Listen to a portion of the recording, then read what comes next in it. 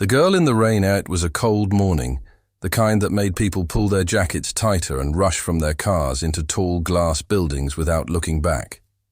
Rain fell steadily, soft at first, then heavier, until the drops bounced off the pavement like tiny jumping beans. In a corner of a crowded intersection in Los Angeles, a young girl stood barefoot on the sidewalk, a torn hoodie pulled over her head. She held a dirty rag in one hand and a spray bottle in the other. Cars lined up at the red light, their windows foggy from the inside.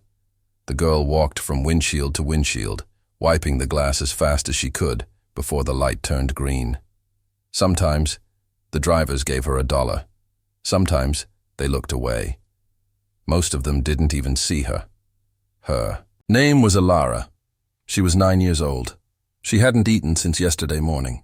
Her stomach hurt, but not as much as her feet, swollen from standing too long on the wet concrete. Her hands were red, her fingers stiff. Still, she smiled politely, hoping someone kind would stop. She had learned early that smiling helped. People gave more when she smiled. A white sports car pulled up next, sleek, polished, expensive. The kind she only saw in magazines people left behind on the bus. Alara hesitated. Fancy cars meant angry drivers, the ones who shouted the loudest if she touched their windows. But the light was still red.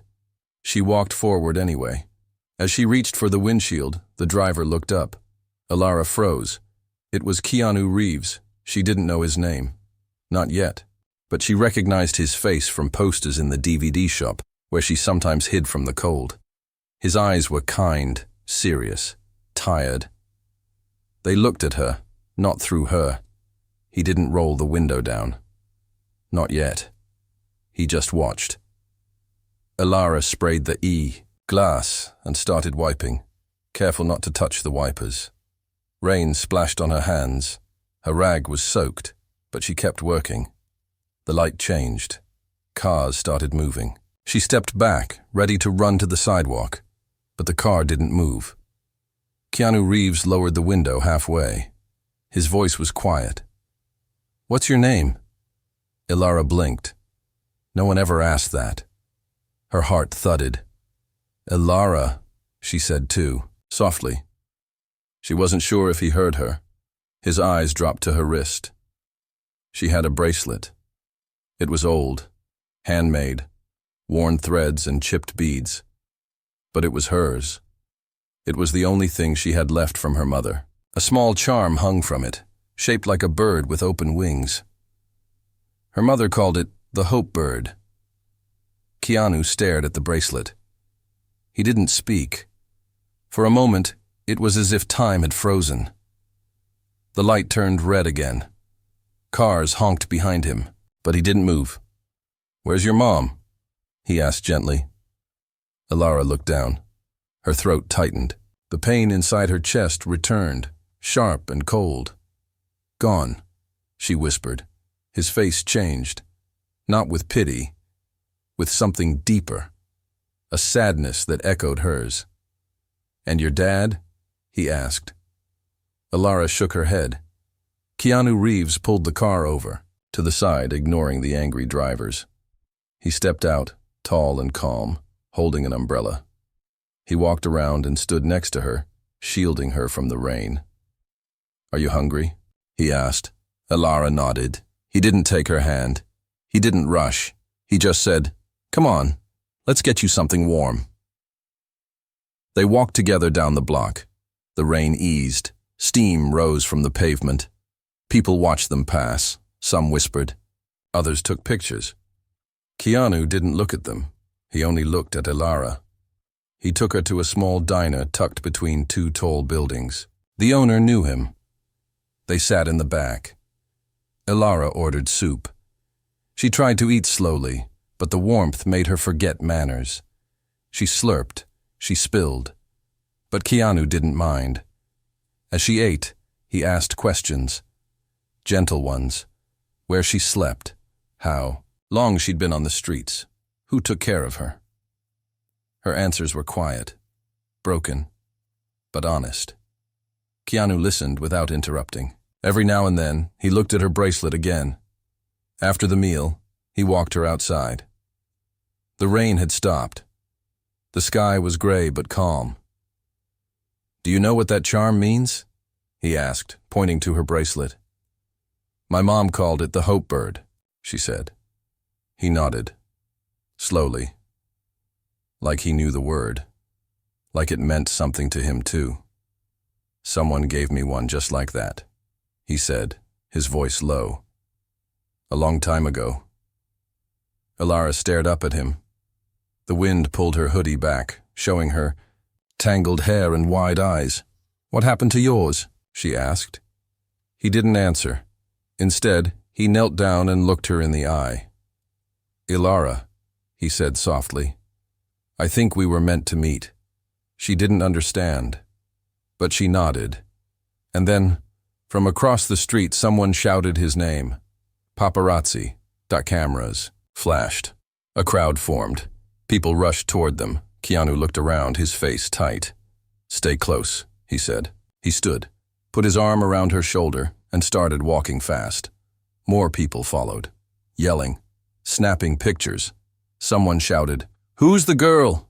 Others asked, "Is she your daughter?" Ilara's heart pounded. She clutched her bracelet tightly, and then, through the noise, one voice stood out, rough, loud, dangerous.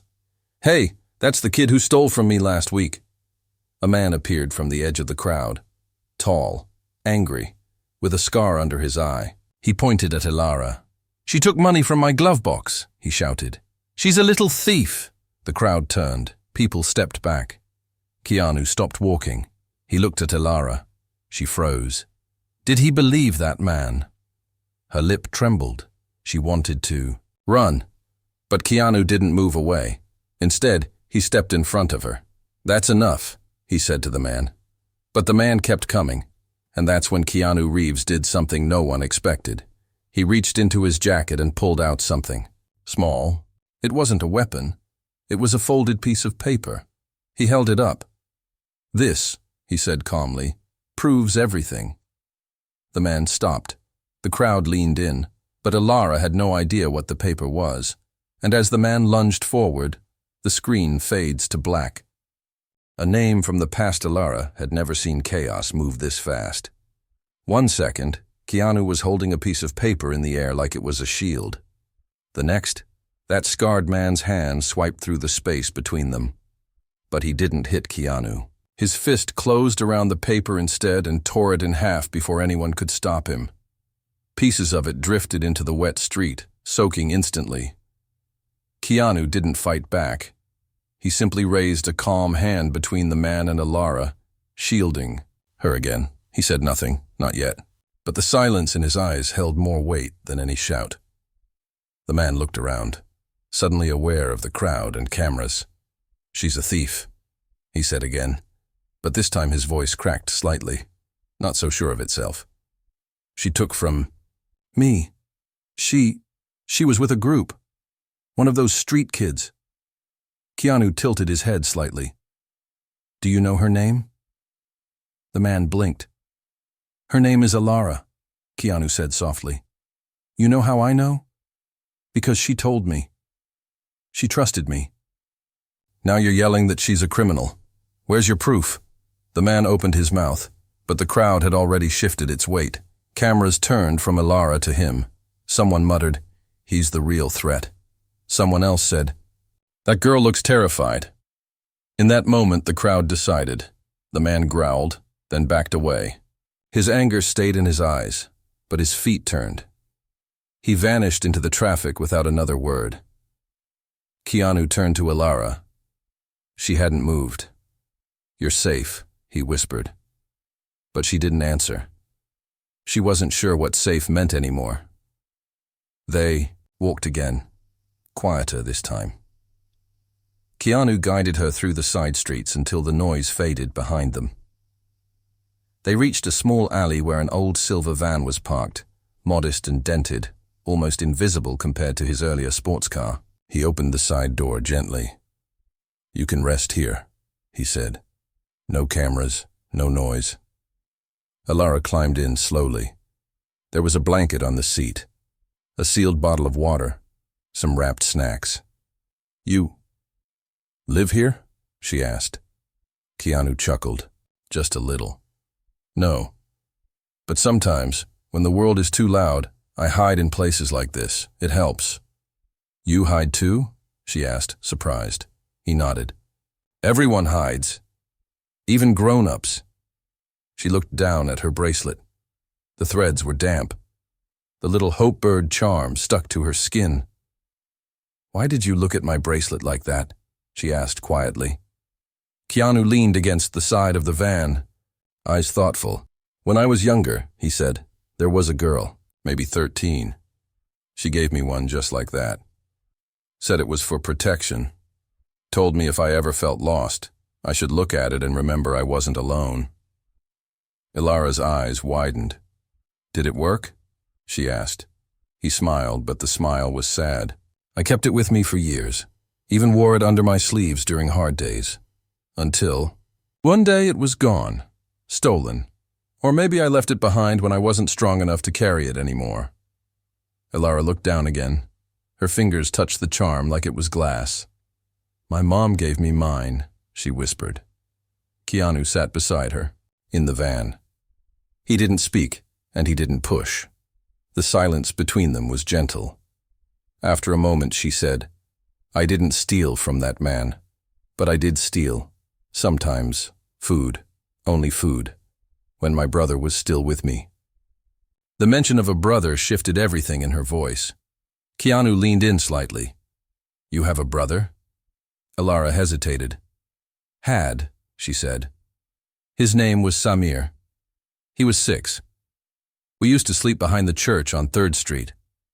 I always told him stories about flying away on birds made of stars. Keanu's voice was barely a whisper. Where is he now? Ilara pressed her lips together. Her eyes didn't blink for a long time. One night, he got sick. Fever. I tried to keep him warm.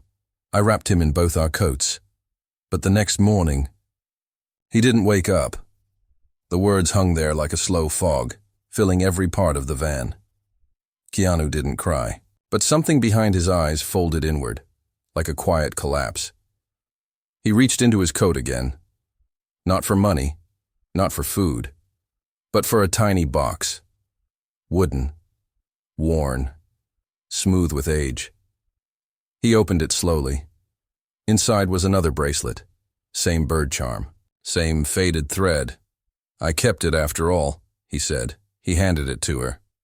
You don't have to wear it, he said, but you should know. Someone once believed it could carry pain and still stay light. Ilara touched the second bracelet gently. Her fingers trembled. You said her name was Marie? She asked. Keanu looked stunned. How did you? But she was already pulling something out of her pocket. A small note, torn, water-stained. On it, in shaky handwriting, were the words, Find Marie's light. Give it back. My mom gave me this before she left, Ilara said. I don't know who Marie is. Keanu stared at the note like it had slapped the breath from his lungs. His voice broke. Marie was my sister, Ilara blinked. Your sister, she whispered. She died when I was young, he said. I never knew what happened to the Hope Bird bracelet she gave me. Then why do you have one now? Ilara asked softly. He looked down at the charm in his hand. I found it, he said. Years ago, in a box of lost things. They both sat in silence again, but it wasn't empty this time. It was filled with the sound of 2 stories colliding. One too painful to speak, the other too new to understand. Then Ilara spoke. If your sister gave you this, and my mom gave me mine, then maybe... She looked at him, eyes wide. Were they the same person? Keanu's breath caught. He looked down at both bracelets, side by side. Identical charms, matching beads. And then he remembered something. A photo, decades old. He pulled out his phone, scrolled slowly. Found it. Held it up, a girl, smiling in the sun, holding a baby. Ilara stared at it, her hands covered her mouth. "That's my mom," she whispered. Keanu dropped the phone. His voice cracked. "Then, Before he could finish, his phone buzzed. A call. He looked at the screen. His lawyer. But when he answered, it wasn't legal business. "Keanu," the voice said urgently, "you need to get somewhere safe. Someone is looking for that girl. And not for good reasons." "Who?" Keanu asked. "Someone dangerous," the voice said. "And he's not far." Keanu turned to Alara, face pale. But Alara was already staring past him. Someone had found them. The man in the black coat, Alara's eyes were fixed on the alley's entrance. Her voice dropped to a frightened whisper, barely audible, as if the air itself feared to carry the sound. "That's him." Keanu turned, slowly, like every muscle in his body understood something terrible was waiting behind him. A tall figure stepped into the alley. He wore a long black coat soaked from the rain, and gloves that looked out of place like they were meant for something colder, darker. His head was shaved. A scar crossed from the edge of his temple to his jaw. But what made Alara tremble wasn't the scar. It was the way he walked, slow, steady, like someone who never rushed because he never needed to. Keanu stepped in front of her again without a word. The man stopped 10 feet away. "Didn't think I'd find her so fast," he said with a voice that didn't rise above normal speaking level, but still echoed like thunder in that narrow space. "She's under my protection," Keanu said. The man smiled, thin and cruel. "I'm not here to argue. I'm here to collect. You can either walk away or get involved. You really want to go back to courtrooms and headlines, Reeves?" Keanu didn't flinch. He studied the man's face. "Who are you to her?" he asked. "Her debt," the man said simply. "Her mother owed people, big people. Now she's gone. And little Alara here. She's the payment." Alara's breath hitched. She pressed her back against the wall of the van, heart pounding, so loud it made her dizzy. Keanu didn't move. "She's a child. She's a name on a paper," the man said. "And that paper says she belongs to us." Keanu shook his head. "People don't belong to anyone. Not her. Not anyone." The man stepped forward one more step. "You want to be the hero again?" he asked. "Fine. But you better understand what happens to heroes who get in the way of people like me." Keanu didn't blink. "I already do." The man laughed once, cold and short. Then he looked past Keanu, straight at Alara. "Your mother promised something," he said, voice sharp now. "She said you'd know where it was. She said you'd hand it over when the time came, so here I am. The time has come." Alara looked confused. "I don't know what you mean," she said. The man's expression twisted. "Don't lie to me," he hissed. "It was hidden in something only you would carry, something small." Keanu's mind raced. He remembered the bracelet, the charm, the note. "Find Marie's light, give it back." He turned to Alara. "Do you think it's in the charm?" She shook her head. "It's just a bird." But something about the way the man glared at the charm made her reach for it. Her fingers trembled as she twisted the small hope bird. And then, with a tiny click, the charm popped open. Inside was something strange. A folded microfilm, almost invisible, smaller than her pinky nail. Keanu gently took it from her. The man's voice dropped to a dangerous low. "Give it to me." "What is it?" Keanu asked. "It's worth more than you'll ever make in 10 lifetimes, the man growled. "Now hand it over." Keanu studied it for a moment. "You want to destroy this?" he asked. "It's not yours to question," the man said. "It's just yours to give." Keanu looked back at Alara. "Do you want to give it to him?" he asked her. She shook her head, eyes wide. "Then you don't have it anymore," Keanu said. And without another word, he stepped back, raised his arm, and dropped the microfilm into a storm drain behind the van. The man's face turned to stone. "You just made a mistake," he said. Keanu stepped forward. "Then come make me pay for it." The man lunged, fists raised, but Keanu had lived a lifetime in action scenes. In real life, he didn't need slow motion. He sidestepped, turned, grabbed the man's arm, and used his own momentum against him. The man hit the side of the van and dropped to his knees. But he wasn't done. From his coat, he pulled out something, worse than a weapon, a phone, and he dialed fast. "Back up," he said into it. "Now, alley behind 7th and Garland. The girl's here." Keanu grabbed the phone and smashed it. He turned to Alara. "We have to go." They ran, through the alley, over puddles, past dumpsters and flickering street lamps. The sound of tires screeching behind them made Alara push her legs harder. She didn't know where they were going. She just knew she had to follow him. They ducked into a side entrance of an old building. Keanu shut the rusted door behind them. His breath came fast, but his eyes stayed calm. "This used to be a safe house," he said. "Used to?" she asked. He smiled. "I built it." Inside, the walls were lined with shelves of books and old photographs. A dusty lamp lit the corner. There was food, water, even a tiny first aid kit. Alara sat down on a soft old cushion, heart still racing. "What was that man talking about?" she asked. Keanu sat beside her. "Your mother," he said, "wasn't just running from poverty. She was running from people who wanted this." He gestured to the storm drain behind them, because it held something dangerous. Or maybe something true. Alara looked at the broken charm. "But why me?" she whispered. Keanu looked into her eyes. "Because she trusted you," he said. "And because she believed you would survive long enough to choose who deserves the truth." They sat in silence again. Then Alara asked something that made the moment even heavier. "Will they keep coming?" Keanu nodded. "Yes." "Will you leave me?" He shook his head. "Never." But outside, in the dark, a van had already pulled up.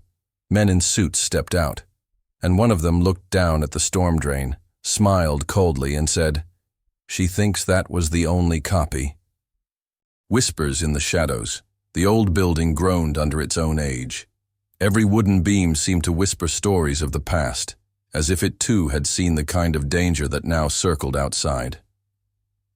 Alara sat curled in the far corner, knees drawn to her chest, eyes staring blankly at a crack in the wall. Keanu stood near the only window, his fingers gently pulling the curtain back just enough to glimpse the street. The van outside hadn't left. More figures had gathered, silent, organized, patient. "They're watching," Keanu said, almost to himself. "How long can we stay?" Alara asked, her voice thin, tired. "Not long," he replied, "but long enough to think."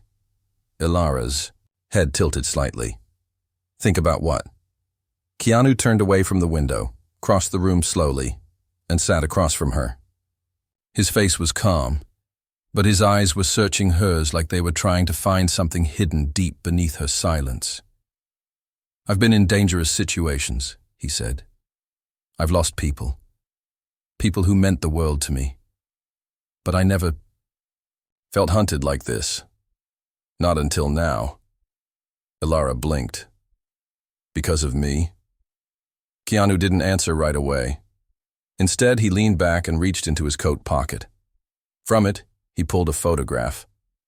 Old, torn on one corner. He handed it to her. It showed a woman, young, eyes bright, the same Hopebird bracelet on her wrist. "This is your mum," Alara whispered. Keanu nodded. "And mine, half-sister. We were raised apart. I only met her once when I was just a teenager. She gave me a bracelet, told me she was leaving the country, said it was better if no one knew where she went." Alara studied the photo. The woman's smile was soft but fierce. The same fire that flickered in her mother's eyes when she told bedtime stories on rainy nights behind the church wall. "I think she always knew someone would come after her," Keanu said.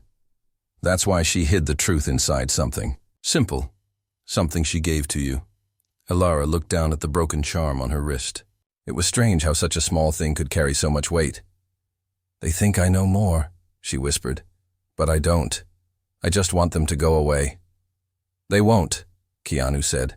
Not until they get what they came for. And if we run, they'll chase. If we hide, they'll find us. So maybe it's time to stop running. Alara's brow furrowed. What does that mean? Keanu stood again, his body straightening with purpose. It means we don't wait for them to break. Down the door. We go out and find the truth before they do. He walked to a cabinet and opened it. Inside was an old laptop, dusty but protected under layers of cloth. He placed it on the table and booted it up. The screen flickered, then glowed to life. What's in there? Alara asked. Names, he said. Places. Memories from a long time ago. He tapped a few keys. The screen displayed a list of encrypted files. At the top was a folder named Marie's Light. Keanu looked at Alara. This was her plan all along.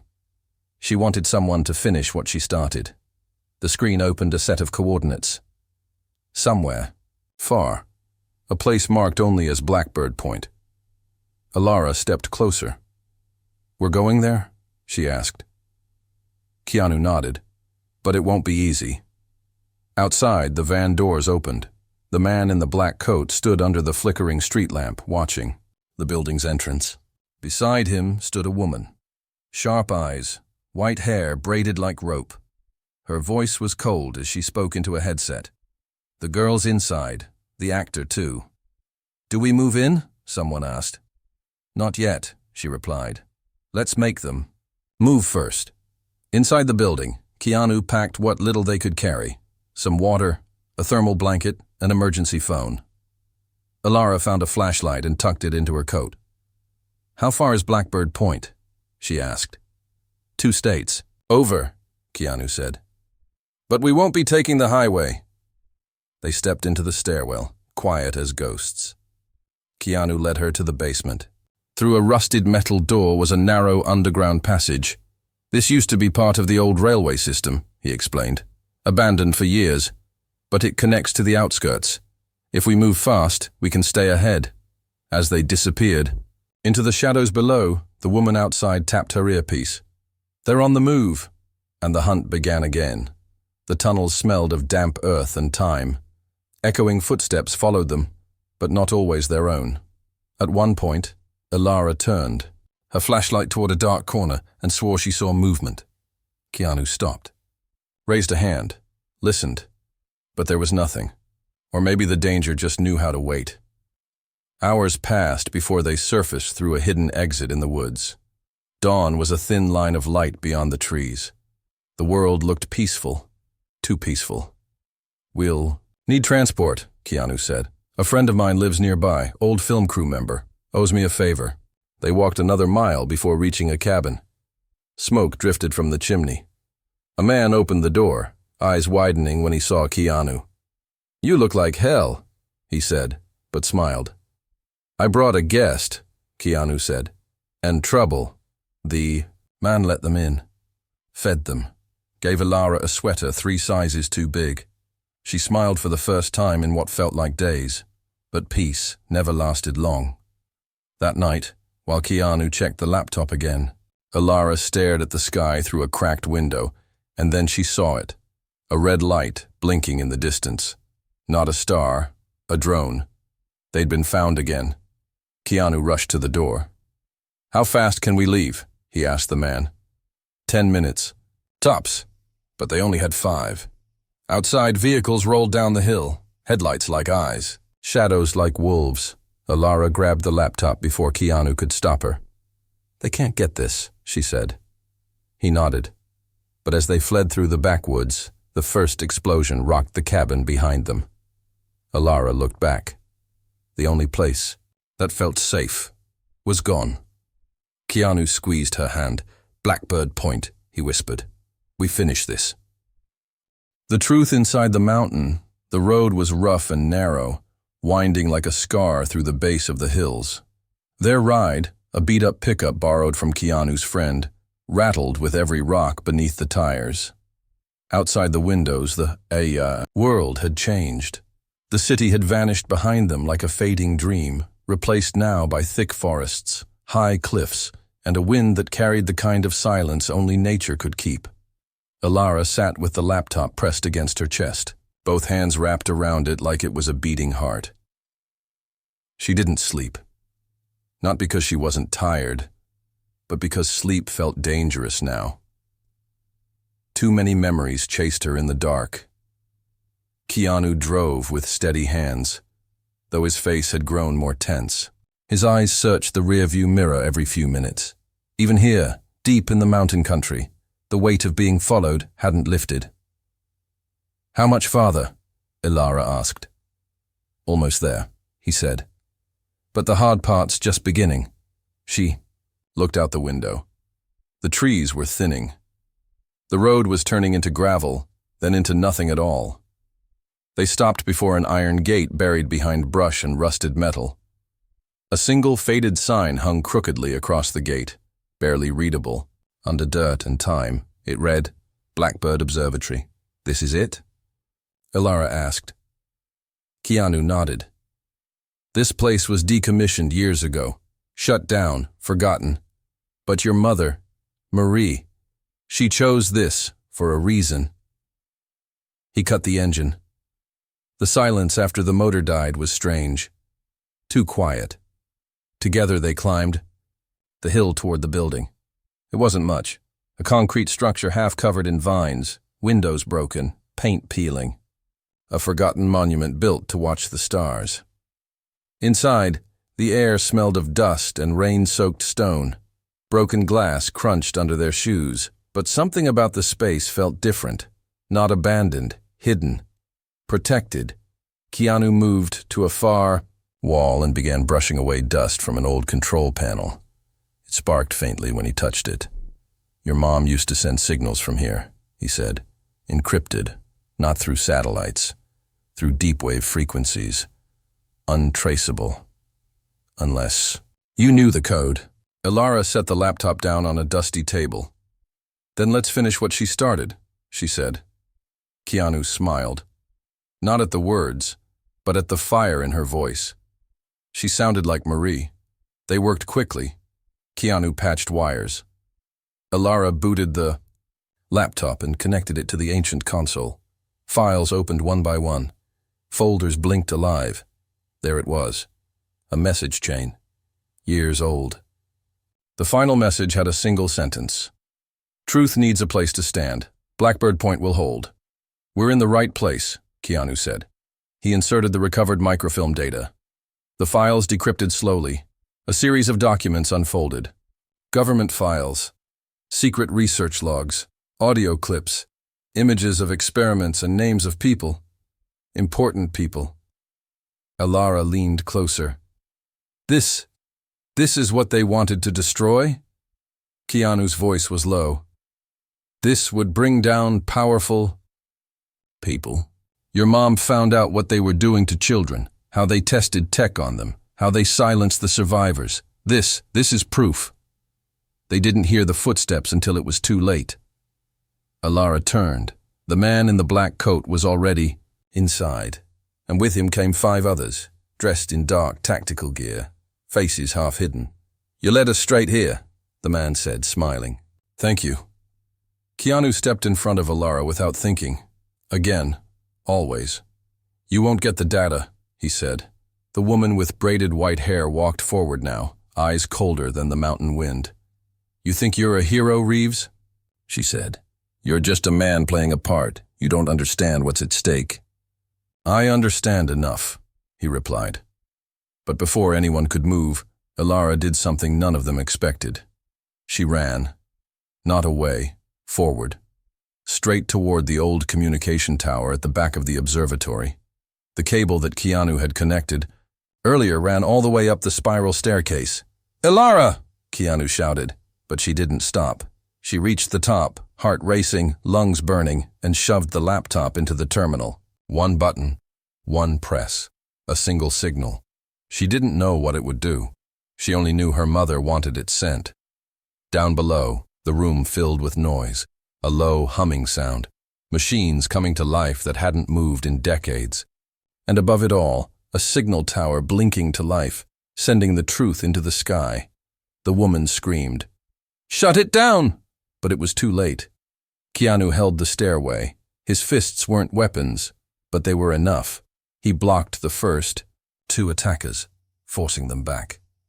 He fought like a man with everything to lose. Ilara stood on the tower, wind in her face, light flashing around her.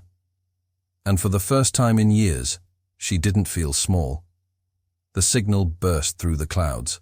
Satellites picked it up. Backup spread across dark web channels, media inboxes, protected servers across the world. They couldn't stop it now. Keanu reached the top of the tower just as Ilara slumped to the ground, shaking from the adrenaline. "You did it," he said. "Was that really enough?" she whispered. He didn't answer, because down below, the black-coated man was raising something shiny in his hand. A gun. He aimed, fired. Keanu turned, and the world blurred as the bullet found its mark. The hope bird flies. The bullet struck with a sound that didn't echo. It was swallowed by the wind, the mountain, the blinking tower light. Keanu Reeves stumbled, one hand reaching for the railing, the other shielding Ilara. He didn't fall. Not right away. For a few strange seconds, he simply stood there, stunned, eyes wide as if his body couldn't believe what had happened. Then he dropped to one knee. Ilara turned with a cry that rose from the deepest part of her soul. No. Blood ran down Keanu's side, dark against his shirt. He smiled through it. "You did it," he whispered. "You made her proud." "Stay with me," she said, holding his face, her small fingers trembling. "Please stay." Keanu reached into his coat pocket again, slower this time. His breath was shallow. He pulled out the second bracelet, the twin to hers, and pressed it into her palm. "You're not alone," he said. "Never again." Below, the attackers were panicking. Their encrypted data had vanished into the world. The truth Marie had hidden now lived in every corner of the internet. Journalists were already buzzing. Names were trending, files being copied faster than they could be stopped. The man in the black coat tried to retreat, but flashing lights lit the mountainside. Not red, not gunfire. Blue and white. Sirens. Someone had reported the explosion at the cabin. Someone had followed the signal to its source. The authorities arrived with speed and certainty, swarming the observatory like a hive opening. They didn't come for Keanu or Ilara. They came for the people who thought no one would ever see what they'd done. In the confusion, medics reached the tower. They found Keanu barely conscious, his arm draped protectively around Ilara.